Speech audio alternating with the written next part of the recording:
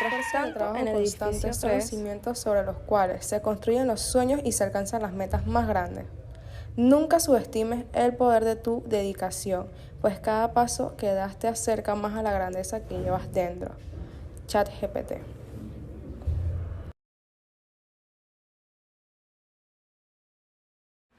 Mientras tanto, en el edificio 3. Oye Daniel, mira, estaba intentando resolver un problema y quería mostrarte. Primer problema. Imagínense que un auto se mueve a una velocidad que está delimitada por la siguiente fórmula, que es s de t, que es igual a t al cubo menos 9t al cuadrado más 24t, siendo t en segundos. A continuación, Veamos las preguntas. Nos pide la posición del auto cuando han transcurrido 5 segundos de tiempo, la velocidad del auto cuando t vale 6 segundos y la aceleración del auto cuando t es igual a 4 segundos. Para responder correctamente lo que nos preguntan, tenemos que recordar que el enunciado nos dice que es una función de posición con respecto al tiempo, o sea que el valor y representa la distancia o la posición y el valor x, o sea el valor independiente, representa el tiempo transcurrido. Empezamos con el polinomio original, que es t al cubo menos 9t al cuadrado más 24t, que representa la posición. Recordemos que tampoco nos están dando la gráfica, así que la manera más óptima para resolver la pregunta número 1 es evaluando la función original. Entonces colocamos el polinomio original y seguido a eso reemplazamos la t por 5, que quedaría 5 al cubo menos 9 por 5 al cuadrado más 24 por 5. Seguido a eso hacemos los cálculos aritméticos restantes, que sería resolver primeramente los exponentes. El 5 al cubo quedaría 125 y 5 al cuadrado quedaría 25, y después las multiplicaciones que nos piden y sumas y restas, que al final el resultado de todo eso nos daría 20 metros. Entonces podemos concluir que el auto avanza 20 metros en 5 segundos de trayectoria. En la segunda pregunta nos piden la velocidad. Recordemos que la primera derivada de la función de posición con respecto al tiempo nos proporciona la velocidad instantánea, que representa la tasa de cambio de la posición en función del tiempo, y nos indica la dirección y la rapidez del movimiento. Empezamos ya a derivar el polinomio original y empezamos con la regla de la cadena para hacerlo más sencillo y aplicamos la regla de la potencia. Ya el resultado final sería S' sería igual a 3t al cuadrado menos 18t más 24. Ya con eso entonces lo hacemos como en la primera pregunta. Reemplazamos la t por el valor del tiempo, que es 6. Quedaría entonces con la t reemplazada 3 por 6 al cuadrado menos 18 por 6 más 24. Resolvemos el exponente, 6 al cuadrado, y resolvemos las multiplicaciones y hacemos los cálculos aritméticos faltantes, que serían sumas y restas. En conclusión a todo eso, el valor quedaría 24 metros por segundo. Entonces podemos concluir que la velocidad a los 6 segundos de trayecto es de 24 metros por segundo. En la tercera pregunta nos piden la aceleración. Para eso tenemos que sacar la segunda derivada de la primera derivada. Si derivamos la función de velocidad, una vez más obtendremos la segunda derivada, que esto representa la tasa de cambio de la velocidad en función del tiempo. Esta segunda derivada representa cómo está cambiando la velocidad del objeto en movimiento en cada instante de tiempo. En esta pregunta ya es más sencillo sacar la segunda derivada, que sería 6t menos 18. Y hacemos como siempre ya reemplazando t. Aquí lo tenemos que reemplazar por 4. Así que sería 6 por 4 menos 18. Eso da 24. Y si hacemos la resta nos da 6 metros por segundo al cuadrado. Podemos concluir que la aceleración del coche a los 4 segundos de iniciado el viaje es de 6 metros por segundo cuadrado. Pero Ariel, mira este problema. Problema número 2. Que un avión se desliza por la pista y sus acciones están definidas por la siguiente ecuación. T al cubo menos 9 sobre 2, T al cuadrado menos 7t y plantea las siguientes interrogantes. ¿Cuándo alcanza el avión una velocidad de 5 metros por segundo? ¿Y cuándo es cero la aceleración del avión? Pero primero debemos derivar hasta la segunda derivada del polinomio original. Pasamos a obtener la primera derivada y para esto encerramos el polinomio en señal de que lo vamos a derivar. Pasamos a utilizar la regla de la suma y la resta, que nos dice que si vamos a derivar la suma o la resta de dos términos o más, debemos derivar estos términos por separado. Pasamos a señalar cada término, encerrarlos con corchetes en señal de lo que los vamos a derivar. Ahora bien, el primer término lo vamos a bajar igual, no lo vamos a derivar todavía. Mientras que el segundo vamos a utilizar la regla de la constante y la variable. Esta nos dice que la constante queda fuera de derivar. O sea que la fracción va a quedar fuera, mientras que el t cuadrado sí lo vamos a derivar. Lo mismo pasa con el tercer término, el 7, el menos 7 queda fuera. Ahora bien, pasamos a derivar el primer término.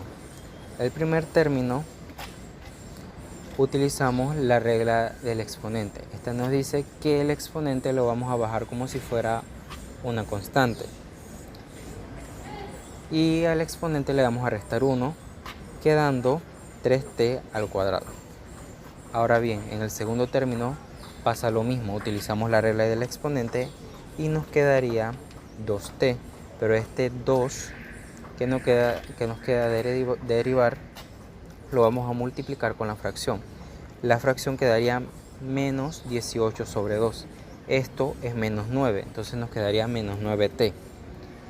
Ahora bien, en el tercer término, solo en la parte de derivar queda una variable. Y la regla de la variable nos dice que su valor es 1. Y si multiplicamos menos 7 por 1, nos queda menos 7. Por lo tanto, nuestra primera derivada sería 3t al cuadrado menos 9t menos 7. Esta primera derivada representa la velocidad en el problema. a continuación Pasamos a obtener la segunda derivada. Para esto encerramos la primera derivada que ya obtuvimos anteriormente en corchetes, en señal de que la vamos a derivar. Para esto, primero utilizamos la regla de la suma y la resta, que nos dice que si sumamos o restamos dos términos o más, hay que derivar cada término independientemente. Ok, obtenemos tres términos. El primer término utilizamos la regla de la constante y la variable.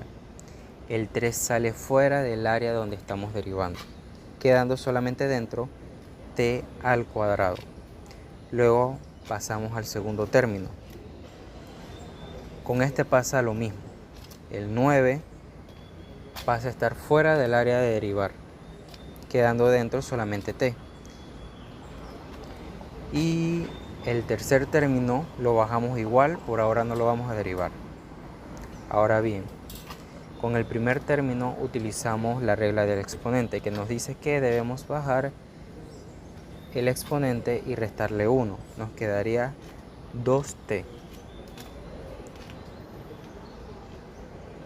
Y al multiplicar esto, nos queda 6t.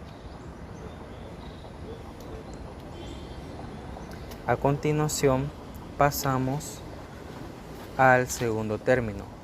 Solamente hay una variable y cuando se deriva únicamente una variable, esta nos queda como 1.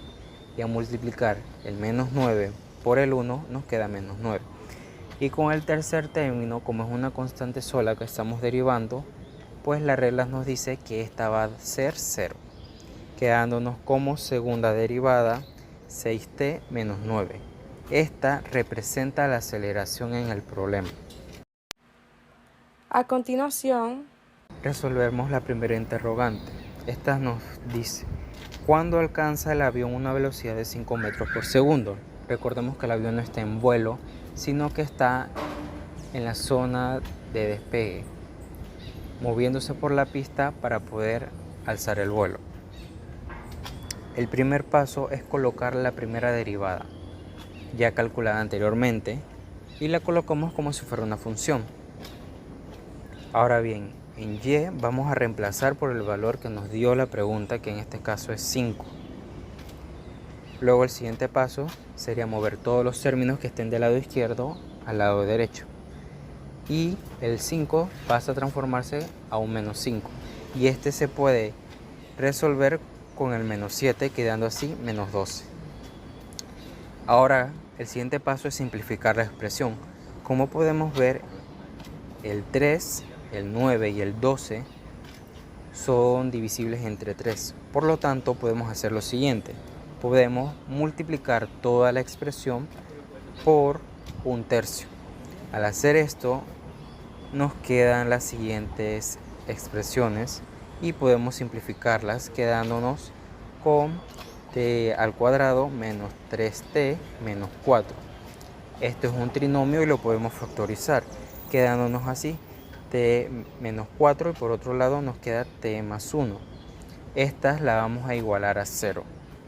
Al igualarlas a 0 nos queda t igual a 4 y nos queda t igual a menos 1. Ahora bien, ¿cuál de estas dos debemos usar? Debemos utilizar la que es positiva, debido a que el menos 1 actualmente no existe en tiempos negativos porque sería algo equivalente a como viajar en el tiempo. Y solamente se utilizan los positivos en el caso del tiempo. Y podemos concluir que para llegar a una velocidad de 5 metros por segundo se requieren 4 segundos. Ahora pasamos a la segunda interrogante. ¿Cuándo es 0 la aceleración? El primer paso sería colocar la segunda derivada ya obtenida anteriormente como si fuera una función, que esta sería st igual a 6t menos 9. Ahora pasamos a reemplazar el st por 0, que ese es el valor que nos da la pregunta. El siguiente paso sería despejar la variable t. Para eso movemos los términos al lado izquierdo. El menos 9 pasa como 9 y el 6 que multiplica pasa a dividir, quedándonos 9 sobre 6 igual a t. Pero esto se puede simplificar y este es el siguiente paso. Simplificamos, quedando así 3 sobre 2 igual a t. Y esto puede ser igual en decimal a t igual a 1,5. Por lo tanto, concluimos que cuando el tiempo es de 1.5 segundos, la aceleración será 0. Pero mira, que tú no ves el emparejado, o sea, ¿qué esto significa? ¿Qué esto cómo se hace? Problema número 3. Una piscina tiene 40 pies de largo y 20 pies de ancho.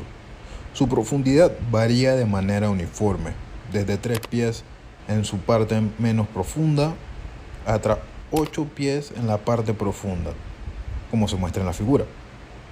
Si la piscina es vaciada utilizando una bomba de agua a razón de 40 pies cúbicos por minuto, A continuación, primero, ¿a qué razón está disminuyendo la profundidad en la parte más honda cuando la altura del agua ahí es de 3 pies? ¿A qué razón está disminuyendo la profundidad en la parte más honda cuando la altura del agua ahí es de 6 pies?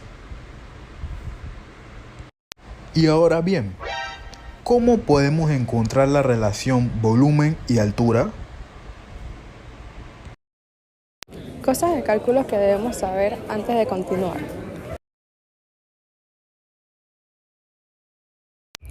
Paso 1. Suponer que la piscina se llena un poco y se nos forma un prisma, constituido por un triángulo al cual su altura le pondremos la variable h y su base llevará la variable x. Paso 2. Calcula el volumen del prisma. Para ello necesitamos calcular el área de triángulo, recordando que la fórmula de área de un triángulo es altura por base entre 2. Paso 3. Para calcular el volumen del prisma necesitamos multiplicar el área del triángulo por la altura del prisma. Paso 4. Como no puede haber dos variables junto a una misma constante, necesitamos despejar h. Para ello hacemos uso de geometría. Creamos otro triángulo más grande que el primero, cuyas dimensiones conozcamos, y obtenemos su área despejando X. Paso 5. El área del triángulo grande la colocamos dentro de la variable X. Paso 6 y último. El resultado de la operación anterior se deriva para obtener el valor de la relación volumen y altura. Paso 1. Reemplazar los datos. Paso 2. El valor de h de la constante 160, no la del problema, y es 3. Luego se multiplica la constante por el 3. Paso 3. Despeja derivada de altura entre derivada de tiempo. Paso 4. Simplificar.